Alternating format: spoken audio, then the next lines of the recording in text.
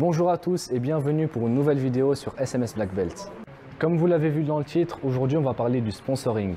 J'ai fait un post Instagram la semaine passée pour savoir si vous préfériez le sponsoring ou un autre thème de vidéo et vous avez été la majorité, la grande majorité même, à voter pour le sponsoring. La vidéo va se découper en 3 parties. La première, on va parler juste de qu'est-ce que c'est le sponsoring en général. La deuxième partie, ça va être la partie la plus conséquente. Je vais vous donner mes conseils et mes astuces pour trouver des sponsors. Et pour la troisième partie de cette vidéo, je vais vous montrer mes sponsors et puis vous dire comment je procède avec eux. C'est parti! Donc le sponsoring sportif, c'est quoi? Le sponsoring sportif, c'est quand un sportif a besoin d'argent, de matériel ou d'un service et qu'il propose de faire de la publicité, du marketing pour une entreprise ou une marque en l'échange de services, d'argent ou de matériel. C'est tout simplement un arrangement ou un partenariat entre une marque ou une enseigne et un athlète. Et puis bien évidemment, les deux corps, donc l'enseigne et le sportif, sont gagnants. Tout d'abord, le premier point pour avoir un sponsor, c'est d'avoir un dossier de sponsoring. C'est le plus important pour moi. Sans dossier, juste en envoyant des lettres à gauche à droite, c'est très difficile car les enseignes ou les marques manquent d'informations. Un dossier, c'est pas quelque chose de 30 pages. Essayez de faire 4-5 pages, ça suffit largement. Une page de titre, vous mettez une belle photo de vous dans votre activité physique avec un beau titre, un bon en-tête, ok, un truc assez complet. Ensuite, vous commencez à vous présenter. Vous faites plusieurs sous-rubriques. Présentation, vous vous présentez en tant que personne. Ensuite, vous faites le lien avec votre activité physique. Et ensuite, vous pouvez commencer à parler de vos titres, votre palmarès, en ramenant des photos. Essayez de vraiment documenter tout ça. Même mettre des annexes si nécessaire, si vous voulez vraiment faire une sorte d'album photo d'un événement. Vous mettez en annexe, vous mettez le titre de l'événement par exemple, si vous avez gagné quelque chose ou quoi. Et vous mettez toutes les photos que vous voulez dans l'annexe.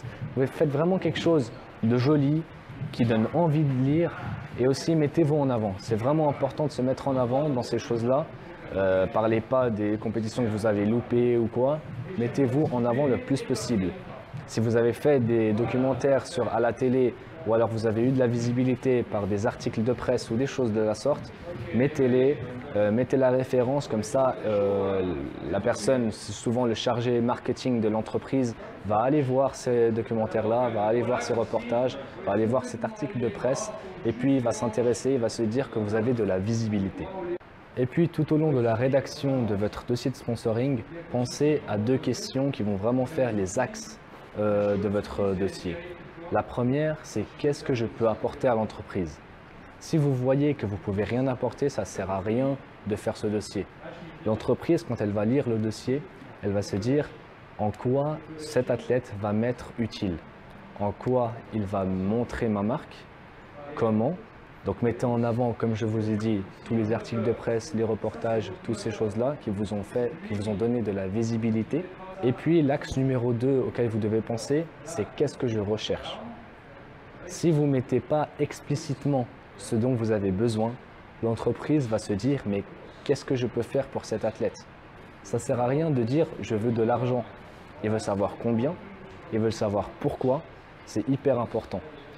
Par exemple, un athlète qui voyage beaucoup pour des compétitions, il lui faut de l'argent pour voyager, de l'argent pour l'héberger dans ses voyages, de l'argent pour les frais d'inscription de sa compétition et de l'argent pour éventuellement faire des stages ou des entraînements spéciaux pour se préparer à cette compétition. Donc tout ça, il faut le détailler et donner un budget qu'il vous faut. Sinon, l'entreprise ne comprend pas combien il vous faut, elle ne sait pas s'il vous faut 200 francs ou 4000 francs. C'est vraiment, il faut me donner le plus d'indications possible. Ça, c'est vraiment important parce qu'il y a beaucoup de gens qui se disent « ouais, je veux un sponsor, ça ne marche pas, à chaque fois je demande et tout ». On leur demande « qu'est-ce que vous voulez? Pourquoi vous voulez être sponsorisé ?» Et puis ils ne savent même pas répondre. Ils n'ont besoin de rien, ils veulent juste de l'argent en plus. Et puis une fois que vous rédigez ce dossier complet, bien présenté, bien structuré, etc., je vous conseille de faire comme moi, c'est-à-dire que je ne fais pas un dossier pour chaque demande de sponsoring que je fais. Parce que voilà, vous faites peut-être 10 demandes par mois, je ne sais pas, je donne un chiffre au bol, et puis vous ne pouvez pas faire 10 dossiers, ça prend beaucoup de temps. Donc ce que j'ai fait, c'est que j'ai fait un dossier fixe que j'ai laissé où je n'ai cité aucune marque dedans. Je mets tout simplement à la fin ce que je recherche, donc ce dont j'ai besoin dans ma pratique sportive. Comme je vous ai dit, argent par exemple pour voyager, ou argent pour des stages ou déplacements, voilà. Ou alors des équipements. Donc voilà, moi je les fais fixes. Et puis à chaque fois que je fais une demande, j'envoie ce dossier avec une lettre par-dessus. Et dans cette lettre, je spécifie l'enseigne que je vise, donc soit la marque, voilà, ou l'enseigne ou l'entreprise. Et puis là, c'est beaucoup plus direct, où je cite le nom de l'entreprise, je demande directement, et voilà, je m'adresse directement à cette entreprise. Parce que je ne vais pas envoyer le dossier seul, il est tout à fait objectif, il n'y a pas d'entreprise citée dedans. Et puis je ne peux pas envoyer que la lettre. Pour ce que je vous ai dit au tout début, ce n'est pas assez complet. La deuxième chose et la deuxième astuce que je vous donne, c'est d'avoir des réseaux sociaux. Alors, je vous arrête directement, les réseaux sociaux ne sont pas obligatoires. Mais c'est toujours un plus d'avoir des réseaux sociaux qui sont à jour, qui sont actualisés. Pas besoin d'avoir beaucoup d'abonnés parce que ce n'est pas là votre terrain, vous n'êtes pas un influenceur. Contrairement aux influenceurs qui n'ont que ça, vous, l'influence que vous allez donner et la visibilité que vous avez, c'est dans votre pratique sportive. Vous n'avez pas besoin d'avoir des millions d'abonnés sur Instagram ou sur Facebook. Par exemple, Federer, qui est sûrement le sportif suisse le plus connu du monde, il a peut-être beaucoup d'abonnés sur Instagram, je ne suis pas allé vérifier, mais ce n'est pas parce qu'il a mis beaucoup de publications ou parce qu'il a beaucoup de j'aime. C'est parce qu'il est fort sur le terrain. Donc voilà, il faut bien faire la différence. Avoir des réseaux sociaux bien structurés. Pourquoi? Comme ça, on peut trouver les informations qu'on veut en vous recherchant sur Internet. Parce que vous avez beau faire des demandes à gauche à droite, la première chose que va faire le responsable marketing, par exemple, de la boîte, il va chercher votre nom sur Internet et il va voir ce qu'il y a. Si vous avez un site web, c'est super bien. Parce que vous pouvez vous présenter là-dedans et ça donne déjà de la visibilité sur Internet, qui est quand même une grande plateforme, même s'il n'y a pas beaucoup de vues, comme je vous ai dit. Une page Facebook bien structurée et une page Instagram avec des belles publications bien structurées avec une bonne description. Pas besoin de beaucoup d'abonnés, mais au moins juste ça. Aussi pour les comptes Instagram et Facebook, si c'est possible, mettez des comptes en mode athlète.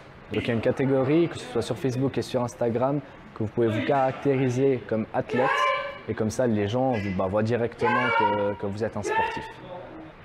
Et puis le dernier conseil que je peux vous donner, c'est par rapport au choix de l'entreprise que vous ciblez. Essayez de choisir une entreprise ou une marque qui soit en lien avec votre activité physique. Si vous êtes un skieur par exemple, avec soit des banques qui sponsorisent beaucoup les skieurs ou alors une marque de ski ou voilà, quelque chose qui est en rapport avec le ski. Vous êtes un footballeur, une marque de sport, une marque de vêtements sportifs, une marque de chaussures de foot. Voilà, c'est quelque chose qui est en lien. Si vous êtes par exemple, je ne sais pas moi, culturiste professionnel, donc bodybuilder, et puis que vous êtes sponsorisé par un fast-food voilà, de nourriture malsaine, ça ne joue pas. Peut-être qu'eux, ils vont se servir de votre image pour essayer d'avoir la meilleure image possible, mais vous salissez la vôtre en ayant un sponsoring comme ça. Et puis souvent, bien souvent, ils n'acceptent pas quand ils voient qu'il n'y a aucun lien. Et puis la deuxième chose que je peux vous conseiller par rapport au choix de l'entreprise, c'est viser petit au début. Si vous n'avez jamais eu de sponsor, la pizzeria de votre quartier peut très bien faire affaire. C'est comme ça qu'on commence, parce que si vous allez directement viser du gros et que vous n'avez pas de sponsor avant, et vous vous demandez ouais, quels sont vos sponsors, vous ne savez pas quoi répondre, vous allez dire personne, ils vont vous dire non. Commencez petit, puis ayez la notoriété, vous mettez en lumière un peu le sponsor que vous avez, le seul sponsor, puis d'autres sponsors vont arriver et puis vous pouvez grimper jusqu'à monter. Okay? Bien sûr, à pas dire oui avec tout ce qui vient, mais vraiment ne perdez pas votre temps à faire des demandes trop hautes tout le temps, parce qu'après vous allez être déçu d'avoir que des retours négatifs. Commencez petit, commencez avec quelque chose qui vous sert sur le local, et puis dès que vous avez une notoriété locale, vous la transformez en notoriété nationale et vous grimpez comme ça. Voilà. Donc voilà, on en vient à mes sponsors. Alors le premier sponsor que j'ai eu, c'était la pizzeria du Grand Saconnet. Donc voilà, quand je vous disais avant de commencer local et tout près de chez moi, la pizzeria, elle est à même pas 1 minute de chez moi. Je connais très bien la personne vu que je vais y manger souvent. Et puis donc elle a accepté sans trop de difficultés. Elle m'aide, surtout financièrement. Et puis voilà, on vit ça très bien depuis maintenant un peu plus de 10 mois, je pense. Voilà, 10 mois. Le deuxième sponsor que j'ai eu, là on a monté d'une échelle parce que c'est une marque vraiment internationale. C'est une marque qui est classée 3e dans le degré de celles qui sponsorisent le plus d'équipes de foot dans le monde, après Nike et Adidas. C'est pas Puma, mais c'est Macron.